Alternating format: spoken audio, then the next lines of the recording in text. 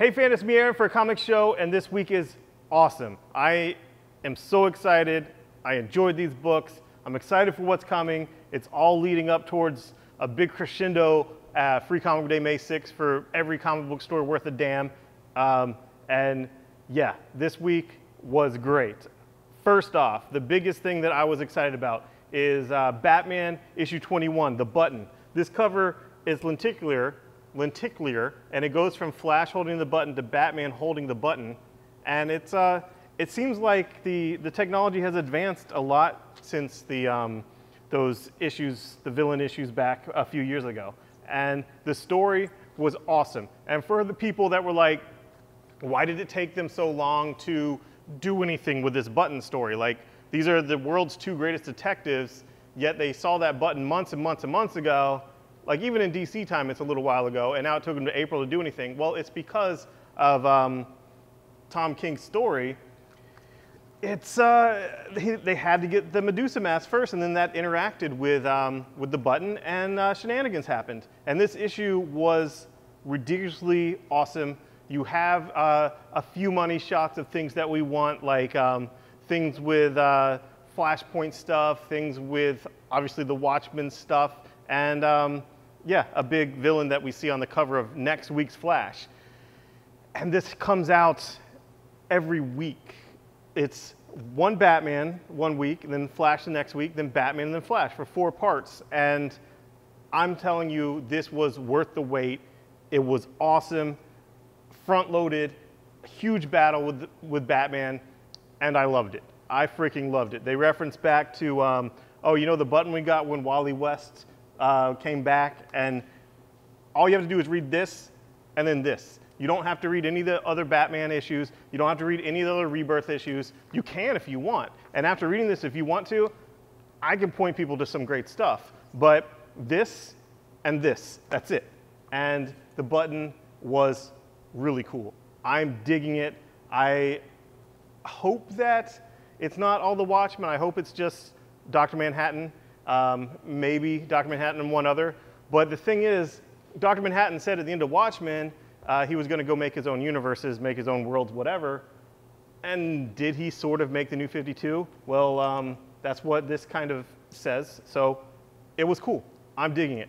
All-Star Batman issue 9 both came out, which is the finale of that story arc, and the first volume out in hardcover, volume 1 of Rebirth. Scott Snyder, this issue is Jock on art. This is John Romita Jr.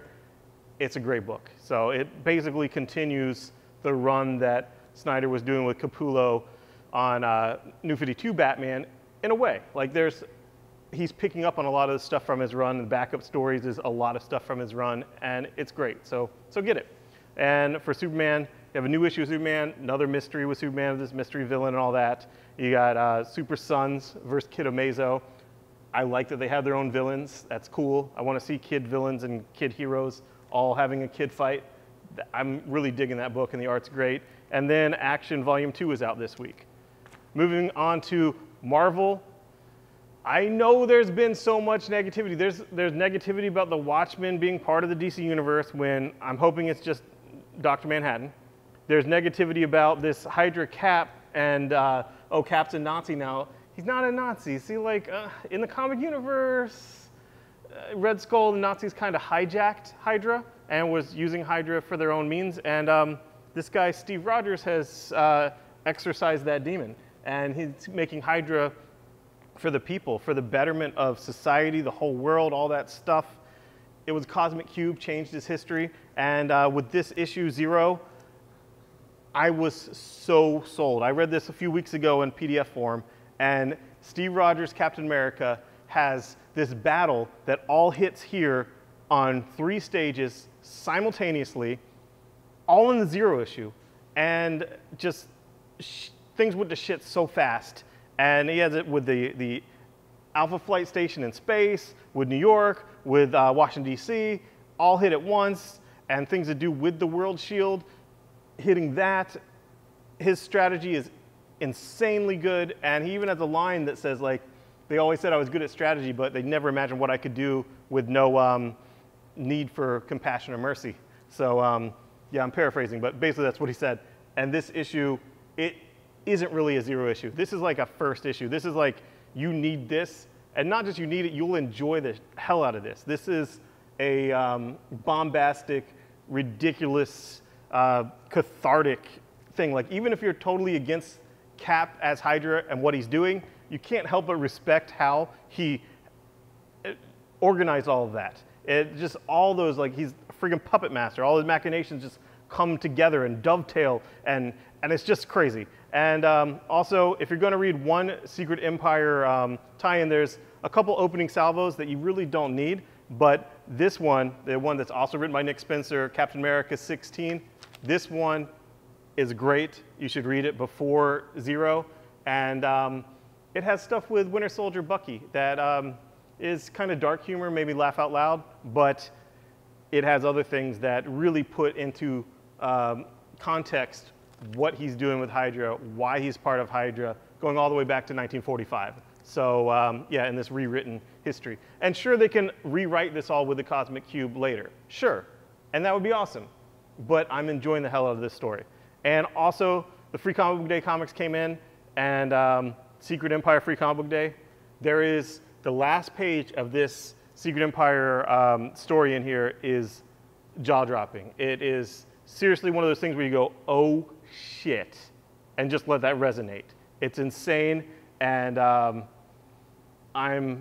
don't even know. I don't even know. I'm not even going to speculate what's going to happen, what can happen, but I'm going to tell you there's no way Cap's going to go down by Miles Morales as what was in that Civil War II future vision. No way that's going to happen with what we see Steve Rogers have is his ace up his sleeve in this issue.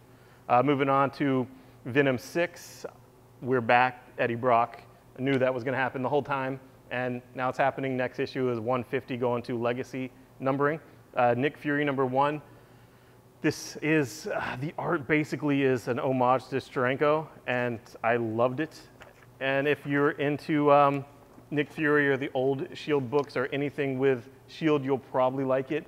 It does not tie into Secret Empire, but it's good. And Royals 2 is out with a huge twist with Medusa and Black Bolt that was pretty cool, and I'm not going to spoil that. Moving on to the indie books, Redneck #1. It's like Southern Bastards with vampires.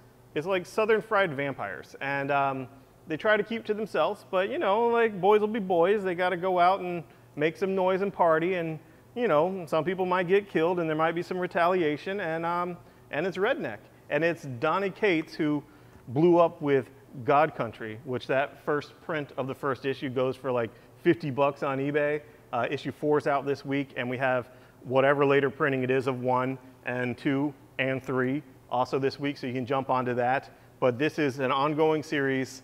It's Redneck Vampires, and I've read the first 3 issues. They sent me PDFs of that. It gets really good with the second and third issue. The first issue, world building, sets up the premise, lots of ridiculous stuff, but it really hooked me with the second issue. So if you like God Country, give Redneck a try, or just buy it and hope it goes up in value. I don't know. I mean, maybe that's why you watch these videos, but I just enjoy comics. Okay, Plastic #1. This is a new Image book, and it's really weird. I guess it's dark humor, but it's sick. It's sick. It's this government spook that has went off the grid for a couple years, and he's just driving around in his car and having sex with a plastic blow-up doll. And it's called Plastic. It's kind of like Lars and the Real Girls or whatnot, but he has this blow-up doll. He gets her donuts and nice things. He almost kills people that mess with her, and then she gets kidnapped, and he has to go kill some people to get her back. And that's the premise. And it's kind of cool premise. And I enjoyed it. I'm definitely going to be back for issue 2. But it's definitely sick. I don't know if we'll find out when he had a psychotic break to stop being a government spook and instead drive around and have sex with a blow-up doll. I don't know. Maybe we'll get that in flashbacks, but we'll definitely get him killing people. So that's cool. Also, Curse Words #4 is out. Loving Charles Soule's book with Ryan Brown. It's just ridiculous, ridiculously irreverent, and you see the beard. The beard comes right off. It's fake. It's like Wizard is like a mall Santa Claus. I don't know, but it's hilarious. Royal City, #2, Jeff Lemire. It's a mashup of his dysfunctional family dynamics that he does so well, going back to Essex County, with his genre type stuff. And the genre type stuff here is, I guess, ghosts, maybe real, maybe not real, but it's the same brother that died in this family appears to each member of the family at a different age of his life for that family member. And they don't know that the others see him, I don't think. So far, we haven't seen it. And the family's all messed up. And is the ghost real? Is he really manifesting himself as different ages to try to help his screwed up family? Or are they all just all insane? I don't know, but I want to find out. It's a great hook, and it's a great book by Jeff Lemire, playing to his strengths of dysfunctional family dynamics, small towns in transition, and a little bit of genre stuff like ghosts or horror or whatnot. So Jeff Lemire at his best. And Sex Criminals, on time, coming out, great stuff.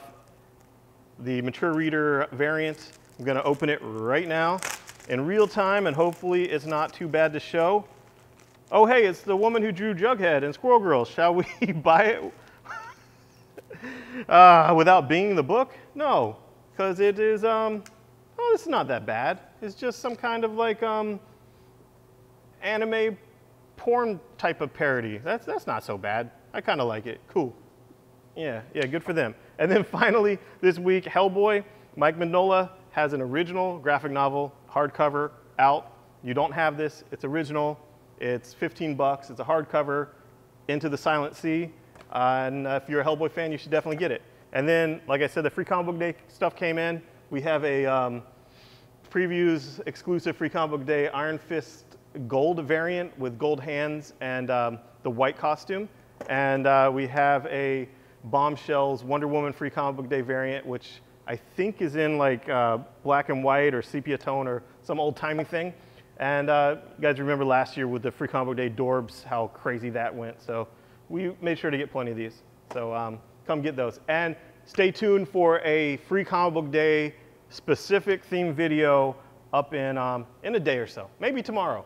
Maybe right now if you're watching this video tomorrow. I don't know.